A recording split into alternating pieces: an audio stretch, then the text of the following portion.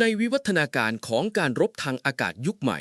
ท้องฟ้าไม่ได้เป็นพื้นที่สำหรับเครื่องบินขับไล่ที่มีนักบินนั่งประจำการอยู่ภายในห้องนักบินแต่เพียงอย่างเดียวอีกต่อไป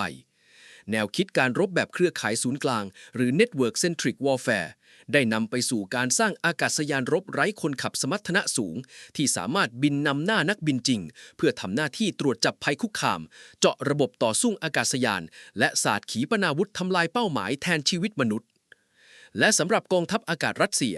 อาวุธเชิงยุทธศาสตร์ที่ถูกวางตัวให้เป็นเพชฌฆาตไร้คนขับเคียงข้างซูคอย S-70 โอคอตนิก B หรือที่รู้จักกันในฉายาว่าฮันเตอร์หรือนายพรานแห่งเวหาจุดเริ่มต้นของโครงการ S-70 เกิดขึ้นในช่วงปี 2011 เมื่อกระทรวงกลาโหมรัสเซียต้องการอากาศยานรบไร้คนขับขนาดหนักหรือ UCAV ที่มีคุณสมบัติล่องหนจากการตรวจจับของเรดาร์สามารถบินได้ไกลหลายพันกิโลเมตรและบรรทุกอาวุธหนักได้เทียบเท่าเครื่องบินขับไล่ขนาดเหล่าสำนักงานออกแบบซุคอยได้รับมอบหมายให้เป็นผู้พัฒนาหลักโดยนำองค์ความรู้ด้านอากาศพลสารปีกบินจากโครงการมิโคยันสกัดมาผสานเข้ากับเทคโนโลยีระบบเซ็นเซอร์สารเคลือบดูดซับคลื่นแม่เหล็กไฟฟ้าและระบบปัญญาประดิษฐ์จากเครื่องบินขับไล่ยุคที่ 5 อย่างซู 57 เฟลอนการออกแบบทางวิศวกรรมของ S-70 ฉีกกฎเกณฑ์เครื่องบินรบทั่วไปด้วยการใช้โครงสร้างแบบปีกบินไร้แผนหางหรือ Flying Wingตัวเครื่องไม่มีแผนหางแนวตั้งหรือแผนหางแนวนอนเลยแม้แต่ชิ้นเดียวมีระยะกลางปีกกว้างถึง 19 เมตรและความยาวลำตัวประมาณ 14 เมตรการออกแบบไร้แผนหางนี้ช่วยลดมุมสะท้อนของคลื่นเรดาร์จากด้านข้างและด้านบนลงได้อย่างมหาศาลโครงสร้างลำตัวสร้างขึ้นจากวัสดุผสมคาร์บอนคอมโพสิตที่มีน้ำหนักเบาและทนทานสูงพร้อมเคลือบผิวด้วยสารดูดซับคลื่นแม่เหล็กไฟฟ้าช่องรับอากาศเข้าเครื่องยนต์ถูกออกแบบให้ฝังซ่อนอยู่บริเวณส่วนบนของสันหลังคาด้านหน้าเพื่อป้องกันไม่ให้คลื่นเรดาร์จากพื้นดินมองเห็นใบพัดหน้าคอมเพรสเซอร์ของเครื่องยนต์และในเครื่องต้นแบบรุ่นพัฒนาล่าสุดวิศวกรได้ปรับเปลี่ยนท่อพ่นไฟท้ายจากแบบทรงกลมดั้งเดิมกลายเป็นท่อพ่นท้ายทรงแบนลู่ลมช่วยกระจายความร้อนของก๊าซไอเจ็ตอย่างรวดเร็วลดการแผ่รังสีอินฟราเรดเพื่อป้องกันการตกเป็นเป้าหมายของขีปนาวุธนำวิถีด้วยความร้อนคุ้มพลังขับเคลื่อนของ S-70 ใช้เครื่องยนต์เทอร์โบแฟนรหัส Saturn AL31F หรือ AL41F1 เครื่องยนต์ให้แรงขับเคลื่อนสูงพาร่างที่มีน้ำหนักวิ่งขึ้นสูงสุดกว่า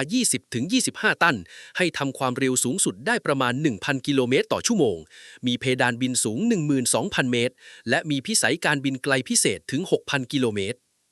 หัวใจสำคัญทางยุทธการของ S-70 คือแนวคิดสหายร่วมรบไร้คนขับหรือ Loyal Wingman ตัวโดรนได้รับการติดตั้งระบบคอมพิวเตอร์ปัญญาประดิษฐ์และระบบเชื่อมต่อ Data Link รหัสลับความเร็วสูงช่วยให้นักบินบนเครื่องบินขับไล่ซู 57 เพียงลำเดียวสามารถสั่งการและควบคุมโดรน S-70 ได้พร้อมกันหลายลำในยุทธวิธีการรบ S-70 จะบินล่วงหน้าเข้าไปในเขตน่านน้ำอันตรายที่มีระบบต่อสู้อากาศยานหนาแน่นทำหน้าที่เปิดเซ็นเซอร์ค้นหาพิกัดเรดาร์ข้าศึกส่งข้อมูลกลับมายังซู 57หรือทำการปล่อยขีปนาวุธทำลายระบบป้องกันภัยทางอากาศด้วยตัวเองเพื่อเปิดทางให้ฝูงบินรบหลักบินตามเข้ามาอย่างปลอดภัยด้านคลังแสง S-70 ติดตั้งช่องเก็บอาวุธภายในลำตัวขนาดใหญ่ 2 ช่องเพื่อรักษาคุณสมบัติสเตลท์สามารถบรรทุกอาวุธได้หนักสูงสุดเกือบ 3 ตันรองรับการติดตั้งระเบิดนำวิถีด้วยดาวเทียมและเลเซอร์ตระกูล KAB-500 ขีปนาวุธร่อนโจมตีภาคพื้นดินพิสัยไกล KH-59 MK2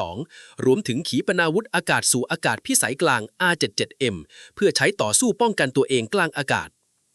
S-70 ขึ้นบินทดสอบครั้งแรกในวันที่ 3 สิงหาคม ปี 2019 และในเดือนกันยายนปีเดียวกันกองทัพรัสเซียได้เผยแพร่วิดีโอการบินทดสอบร่วมกันครั้งแรกระหว่างซู 57 และ S-70 ในโหมดควบคุมอัตโนมัติสร้างความตื่นตัวให้แก่ผู้เชี่ยวชาญการทหารทั่วโลกแม้ในขั้นตอนการทดสอบภาคสนามและการประเมินความพร้อมในสมรภูมิจริงโครงการนี้จะต้องเผชิญกับความท้าทายด้านการสื่อสารและการควบคุมในสภาวะสงครามอิเล็กทรอนิกส์แต่ S-70 โอคอตนิก B ก็ถือเป็นหลักไมล์ทางวิศวกรรมการบินครั้งประวัติศาสตร์ของรัสเซียมันคือการก้าวข้ามจากยุคของเครื่องบินขับไล่ที่มีนักบินไปสู่ยุคอากาศยานรบไร้คนขับล่องหนที่ขับเคลื่อนด้วยปัญญาประดิษฐ์และพร้อมที่จะเปลี่ยนโฉมหน้าสมรภูมิทางอากาศในอนาคตไปตลอดกาลสำหรับวันนี้รู้ไว้ไม่งงขอลาไปก่อนสวัสดีครับ